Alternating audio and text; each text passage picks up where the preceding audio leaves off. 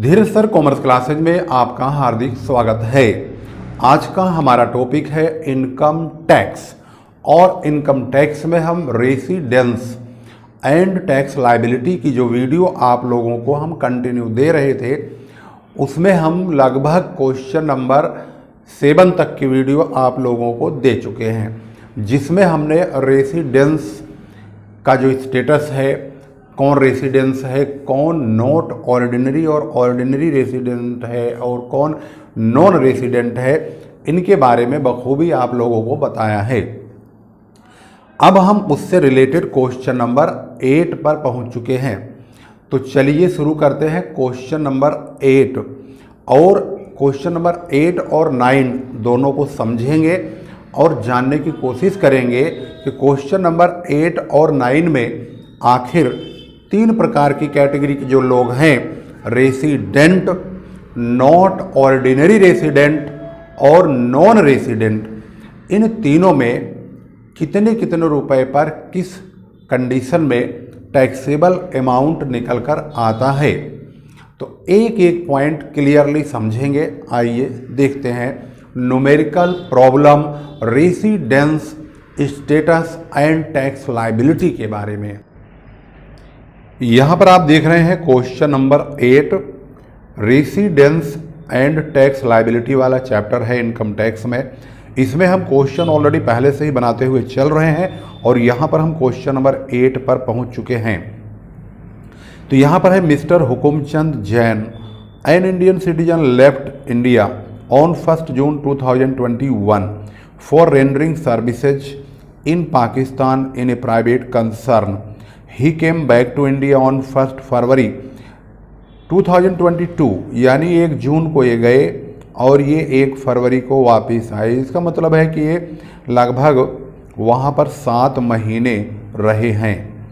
During the previous year he had the following income: salary received in Pakistan, agriculture income from land situated in Kanpur, taxable income from house property situated in Kanpur, dividend on share of an Indian company received in Pakistan, dividend on shares of a foreign company, interest received from a firm in Pakistan, the interest was remitted to India, income from business in Kanpur from 1st December 2021 to 31st March 2022 और 1 अप्रैल 21 से 31 मार्च 2022 तक। इसका मतलब है हम यहाँ पर जो इनकम जनरेट कर रहे हैं उसमें ध्यान रखना होगा 1 अप्रैल 2021 से 31 मार्च 2022 तक की रकम हम यहाँ पर कैलकुलेट करेंगे।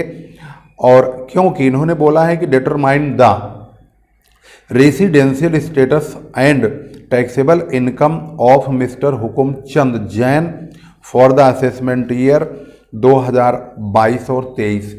तो 22 और 23 की जो हमारा असेसमेंट ईयर है उसमें हम टैक्स लगाएंगे, लेकिन वो कमाई गई रकम 21-22 की होगी। ये बात ध्यान आपको रखना होगा। तो यहाँ पर ध्यान रखने वाली बात ये भी है कि रेसिडेंशियल स्टेटस में क्या है, क्या ये रेसिडेंट है या नॉन रेसिडेंट है या नॉट ऑर्डिनरी रेसिडेंट है। तो यहाँ पर ध्यान देंगे तो 1 जून 2021 से 1 फरवरी 2022 तक, यानी कि लगभग 7 महीने यानी 210 दिन ये विदेश में रहा है, यानी पाकिस्तान में रहा है। तो इसका मतलब है 365 में से 210 तो ये बाहर ही रह लिया। तो 182 दिन रेसिडेंस बनने के लिए ज़रूरी है कि वो 1 अप्रैल 2021 से 31 मार्च 2022 तक भारत में 182 दिन रहेगा तो रेसिडेंट होगा, नहीं तो ये नॉन रेसिडेंट होगा। तो यहाँ पर ये नॉन रेसिडेंट हो गया। नॉन रेसिडेंट की केस में भारत में प्राप्त हुई रकम और भारत में कमाई गई रकम ही टैक्सेबल होती है। अब ध्यान दीजिए कि भारत में कौन सी रकम इन्होंने कमाया है और पाया है। तो सबसे पहले नंबर पे देखेंगे सैलरी रिसीव्ड इन पाकिस्तान, ये तो नहीं आएगा। Agriculture income from land situated in Kanpur, agriculture income है। इस प्रकार से यहाँ पर एग्रीकल्चर इनकम जो कि इंडिया में हो रही है, कानपुर इंडिया में ही है, तो यह एग्रीकल्चर इनकम टैक्सेबल नहीं होगी, यानी पहला और दूसरा रेसिडेंशियल के मुताबिक कैलकुलेट नहीं होंगे। Taxable income from house property situated in Kanpur, ये आएगा 12,000 रुपये एक। Dividend on share of an Indian company received in Pakistan, Bharat की कंपनी में भारत में कमाया हुआ है तो ये भी आएगा 12 और 10 22,000, 22,000 हो गया। Dividend on shares of a foreign company, ये नहीं आएगा क्योंकि विदेश में कमाया हुआ है। Interest received from a firm in Pakistan, ये भी नहीं आएगा। Interest was remitted to India, ये भारत में नहीं कमाया है, ना ही भारत में पाया है, विदेश में कमाया विदेश में पाया, तो ये भी नहीं आएगा। ये बिजनेस इनकम है जो कि 1 दिसंबर 2021 से 31 मार्च 2022 और 1 अप्रैल 2021 से 31 मार्च 2022 की रकम 2 भागों में प्राप्त हुई है। तो ये जो रकम है 1 अप्रैल 2021 से 31 मार्च 2022 के बीच की है, और ये भी रकम 1 अप्रैल 2021 से 31 मार्च 2022 के बीच की है, यानी ये 1.5 लाख रुपए। तो इसका मतलब है 1.5 लाख रुपए ये हो गए, 12,000 ये हो गए, 10,000 ये, 12 10 22 और 1.5 लाख ये मिला करके 1,72,000 यानी 172,000 टोटल टैक्सेबल इनकम इनकी होती है। तो यहाँ पर लिखा हुआ है कि ये नॉन रेसिडेंट हैं क्योंकि वो 182 दिन से कम रहे हैं और टैक्सेबल इनकम 172,000 होता है, तो वो आपको पता चल गया है। इसलिए इस सवाल को हम ज़्यादा लंबा चौड़ा खींच नहीं रहे हैं, सिर्फ आपको बता रहे हैं। तो आपको लिखना क्या है, computation of taxable income of mister Hukumchand Jain for the assessment year 2022-23। उसके बाद ये रकम का नाम डाल देंगे, एक तो 12,000 वाला और ये 10,000 वाला और 50,000 और 1 लाख जोड़ देंगे, 1,72,000 यानी 172,000 इसका जवाब आ जाएगा। इसमें ज़्यादा माथापच्ची करने की ज़रूरत नहीं है। अब जिन सवालों में हमें वो 3 चीज़ पूछ लेता है ना, resident, not ordinary resident, non resident, उसमें झंझट होती है, उसको हमें ध्यान से करने की ज़रूरत होती है। ऐसे केसेज में सवाल आ रहा है अगला क्वेश्चन नंबर 9। यहाँ पर है मिस्टर एक्स जिन्होंने अपने following particulars regarding his income of the previous year 2021-20। तो खैर कोई बात नहीं है, इस चैप्टर में हमें किसी प्रकार की दिक्कत नहीं है। इस चैप्टर में कोई भी रकम चेंज नहीं हो रही है, कई सालों से रकम वही चल रही है, और अगर इसमें चेंज हो रहा है तो असेसमेंट ईयर चेंज हो रहा है, उस बात को आप ध्यान रखेंगे। यहाँ पर income from agriculture in Pakistan, salary received in India, तो ये केस क्या है, compute gross total income of mister x for the assessment year 2022-23 if he is resident in India, not ordinary resident, non resident. 3 cases में हम इसको solve करेंगे। तो चलिए पहले फॉर्मेट दिखा देते हैं आपको कैसे बनाना होगा। तो ये फॉर्मेट है आपके सामने, ऐसे ही होगा।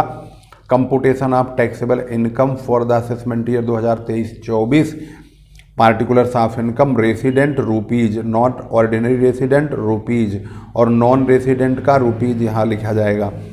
पहला केस वही है, income received deemed to be received in India. तो पहले में हम भारत में प्राप्त होने वाली रकम जो तीनों में टैक्सेबल होगी, दूसरे में भारत में कमाई गई रकम या कमाई गई समझी गई रकम, तीनों में टैक्सेबल होगी।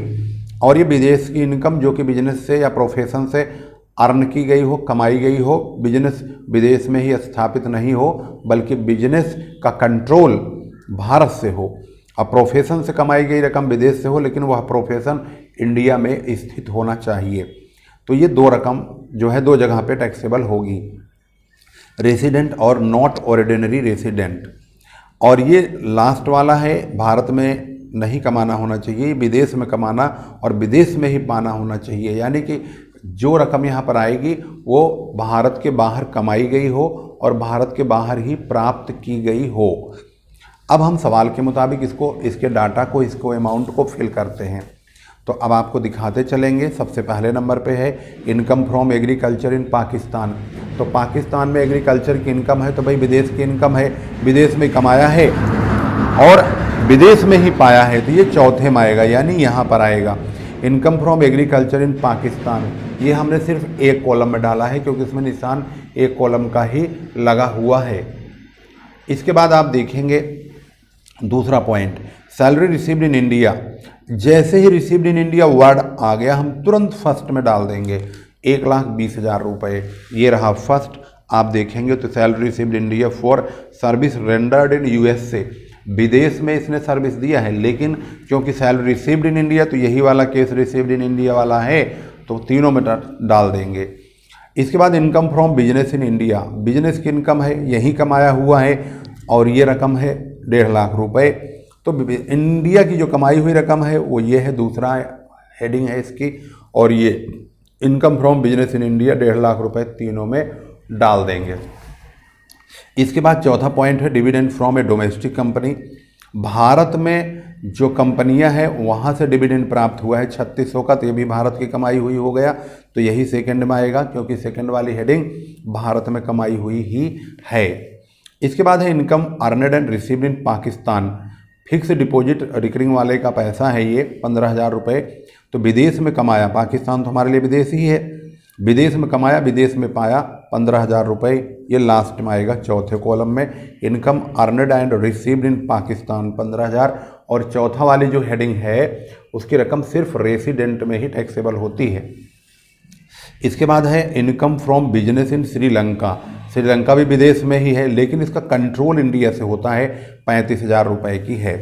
तो ये थर्ड वाला पॉइंट है, विदेश की इनकम बिजनेस से और कंट्रोल इंडिया से हो, तो ये रहा 35,000, ये 2 जगह टैक्सेबल होगा।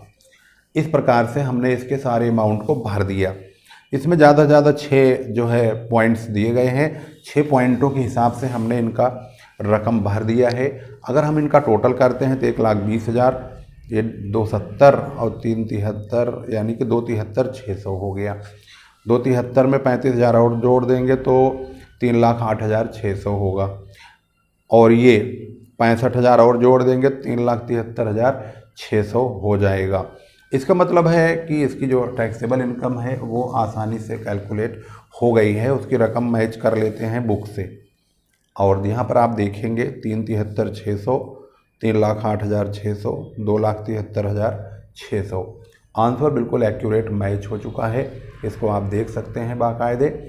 इस प्रकार से यहाँ पर क्वेश्चन हमने 2 समझे हैं, क्वेश्चन नंबर 8 भी समझ लिया और 9 भी समझ लिया है। अगर हम इसको स्टेप बाय स्टेप यहाँ से देखना शुरू करें तो हमें यहाँ से इस प्रकार से ये देखने को मिलता है।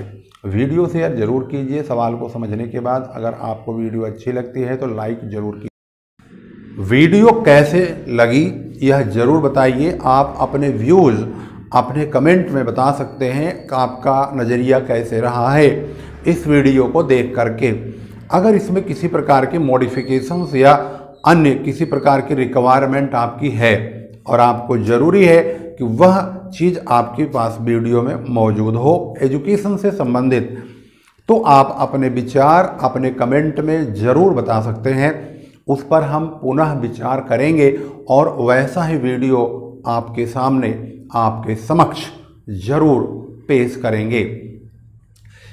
सब्जेक्ट कॉमर्स से रिलेटेड हो, income tax, account, business, statistics, management, financial management, corporate accounting, cost accounting, double entry system, बही खाता तथा लेखा शास्त्र, ये जितनी भी आपके पास रिक्वायरमेंट वीडियोज़ हैं जिनकी आप चाहते हैं कि आपके पास ये वीडियो आपको उपलब्ध हो, उनमें से कोई भी कंटेंट आपके दिमाग में है जिसके आपके सब्जेक्ट में इंटरेस्ट हो और वह आपकी परीक्षा से संबंधित है और आप किसी भी क्लास में हैं, अगर कॉमर्स लाइन में हैं, तो आप अपनी रिक्वायरमेंट के वीडियो के बारे में कमेंट में ज़रूर बताइए। हम आपका कमेंट बहुत अच्छी तरह से पढ़ते हैं, समझते हैं और उसके अकॉर्डिंग ही हम आप लोगों तक वीडियोज़ पहुंचा भी रहे हैं। जिस स्टूडेंट ने जिस प्रकार की रिक्वायरमेंट की है हमने उसी प्रकार की वीडियो उसको पेश किया है और उनकी इच्छा पर ही एक एक करके हम वीडियो आप लोगों तक दे भी रहे हैं। तो मिलते हैं अगली वीडियो में, तब तक के लिए नमस्कार। जय हिंद, जय भारत।